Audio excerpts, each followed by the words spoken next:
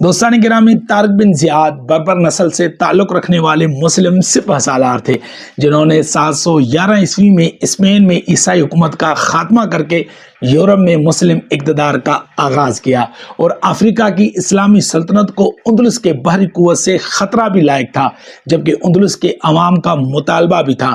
اس لیے طارق بن زیاد نے 7000 کا لشکر لے کر اسپین کو فتح کرنے کے لیے نکل پڑے۔ جب جنگ کا وقت آیا تو طارق بن زیاد اپنی فوج سے نہایت ولولہ انگیز خطاب کیا اور کہا کہ ہمارے سامنے دشمن اور پیچھے سمندر ہے، اور جنگ سے قبل انہوں نے اپنی تمام بحری جہازوں کو جلا دینے کا حکم دیا تاکہ دشمن کی کثیر تعداد کے باعث اسلامی لشکر بددل ہو کر اگر پسپائی کا خیال لائے تو واپسی کا راستہ نہ ہو۔ اسی صورت میں اسلامی فوج کے پاس صرف ایک ہی راستہ باقی تھا، یا تو دشمن کو شکست دے دے یا اپنی جان آفری کے سپر کر دے۔